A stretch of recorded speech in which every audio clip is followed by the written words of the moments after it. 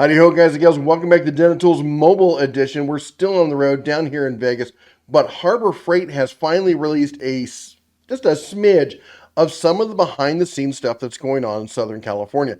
Now, about 7 to 8 years ago, when they started doing the good, better, best thing, a lot of people didn't realize how much of a hand Harbor Freight was or has in designing these tools.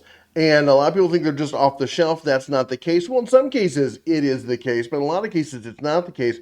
We're going to go through the video, take a look at some of the stuff they're showing, and then we're going to talk about it some more afterwards. So let's jump into the video, see what they got going on here. If you're like us, you know that tools are more than just a way to get things done. They're a part of who you are. That's why at Harbor Freight we believe in a no-compromises approach to the quality of the tools we sell. We've invested heavily in our state-of-the-art Quality and Engineering Development Center. It's here that we rigorously test the tools we sell to make sure your tools work just as hard as you do. We don't just sell tools, we use them every day. Our US-based team of industry experts have decades of experience working with and engineering tools. Our experts design, prototype, and check every detail of our tools to get the performance, look, and feel just right. But we don't stop there. After design, we put our tools through thousands of hours of intense testing to ensure they perform in all conditions. We expose them to the same elements you endure every day, and run long-term durability testing to ensure our tools are in it for the long haul. Then we take them apart and analyze them to see how we can make them even better. We work tirelessly to make sure we're as proud of our tools as you are of the work you do with them. Whatever you do it for less at Harbor Freight. Well, there you go. You got to see at least a little bit of the behind the scenes.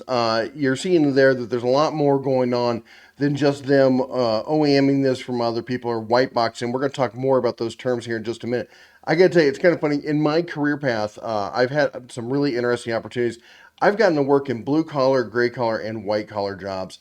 And one of the things I can tell you about in seeing this is when I see a company overspending when it comes to boardrooms and meeting rooms and stuff like that, and they all have the Herman Miller chairs. It's one of those things where I'm like, that they're going down, they don't know what they're doing. When I saw that meeting room for Harbor Freight where they're just nice, simple, basic chairs, basic tables, no frills, I was like, this is a company that's focused more on what they're doing than what they're sitting in while they're doing it. So that's something I like to see.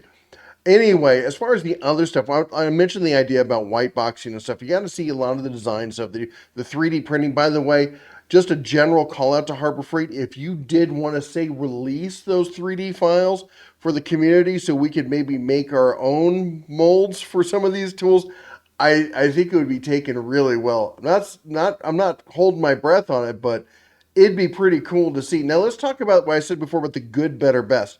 And case in point, we're going to talk about the cordless drills because that's a prime example of what's going on here. So the good is what their base level used to be, and before it was the Chicago Electric. They're really base level stuff. Well, now it's the Warrior is the base level, and this is mostly an off-the-shelf product that they've put their own name on. If you go around and you search, you can find other products that look very similar to that. By the way, Harbor Freight, maybe update your main picture of your 3/8 drill here so that the power button or the release button for your battery isn't broken. Just saying, guys. It's clearly working in the other ones, but on the first one, their web guys I'm constantly finding stuff and calling them out for it. I'm sure they probably hate me. Probably have a voodoo doll of a stuffed bear in their offices. But anyway, hey, just helping you out. Any point is though, if you look at the top of this thing, there's clearly supposed to be a switch there to do a 1 or 2 power kind of thing. But they're like, no, we don't need that. This is going to be a basic power kind of stuff. So there is some modularity going on, but there's really not a lot of, aftermarket design. Batteries, one thing where it may change. You'll see a little bit more depending on the battery system that people are going with, but that's an easy change for people. Now, when I say white boxing or white labeling, they're both those terms are applicable here. Like this company here, Keystone, they make their own lights, but they're also more than happy to make their lights with your name on it. They will take the product. They'll put no labeling of their own. They'll put your company's labeling on it. They'll even put it in a box that has your company and everything, like it came from you.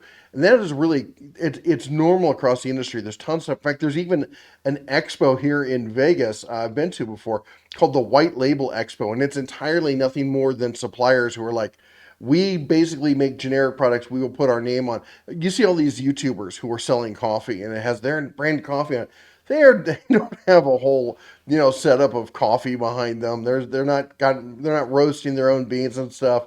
Well, most cases they're not. I know Black Rifle does, but in most cases they're not doing that. They're buying that from somebody else, putting their name on it and reselling it. And it's a white label or white box kind of situation. Then you have, so we call those the basic ones off the shelf. I refer to those as a tier one product. They're just basically some modularity, but usually just like put our name on it, slap it in a box with our name, and we'll sell it. Then you have the tier two, which is it's like a menu where you can, it's like a pre-planned menu, but you can choose your different, like you can choose your proteins, or you can choose your dessert from these three things. You can choose your meats. You can get the fish, the chicken, and the steak, kind of like an airline menu. If you're in first class there, you get your choice. And that's what we see here with the Bauer. This is one they're getting. And of course, Harbor Freight, just like many companies out there, they're selling stuff. They don't make their own products. Tecton doesn't make their own products. Craftsman was never made by themselves. Napa's Carlisle's not made in the back room at Napa. So most of these companies are OEMing or white labeling it from another company. The question is, how much input do they have into that design? And at the Bauer, you're getting I would say the brushed stuff would be at a 2 level. The brushless, I'm saying, is going to be like a 2.5 because there's a lot more input here on the brushless level, especially when it goes into the computer programming that controls the brushless chips that are in it, because that's actually really important. And that's where the American design really stands out over the overseas design, if you know what I'm saying. So the Bauer here, this is a Bauer brushless. I'm going to rate this as a 2.5 level tool. It's got the metal chuck over other ones you'll see that are similar. And the other thing is, don't get confused. I get a lot of people like, they see it's blue. They're like, well, those are just Makita knockoffs. No, no, no. There's only so many colors in the color palette. All right. So if someone's going to be close or on top of somebody else's colors, that's not going to be a thing. Look at the actual design to see whether it's a copy of somebody else. We've talked about where these came from, and the factories they come out of, but they clearly have made a step even past that, hence the 2.5 designation there that I was giving it there. They've really stepped up their game with the Bauer stuff. Now the Hercules, that's a whole new level. This is like going into a dealership and going, I'll take the Buick with this package with this, and I don't want that, but I do want the leather seats. This is like going to a custom shop and going, all right, I want you to take the engine out of a Cummins, the suspension out of the Ford, and the body off of a Boeing 737 and make something for me. They're clearly going in with a company. There's another company making this for them, and they probably have a lot of the underlying similar components and stuff, but they're doing so much custom work on this. Now, I believe it still has the Jacobs chuck, which is going to be an off-the-shelf part, but so much more of this is going to be different. Now, what you will see though eventually is any one of these that are successful, as they go through, when they start producing them, they have the mold. And as that mold gets older, at some point they have to replace the mold. So what do they do? They're supposed to probably destroy the old molds, but you know what they do over there? They sell them to some other company and they start making the same mold. So after a while, you'll start seeing those molds show up in other products. So don't get confused by the body of the product. You have to really look at the internals and what else is going on. But that said, Hercules is definitely a third tier custom designed product that the Calabasas has. They're way deep on this thing. Hence the issue with the jigsaw. People have been begging for the jigsaw for Hercules.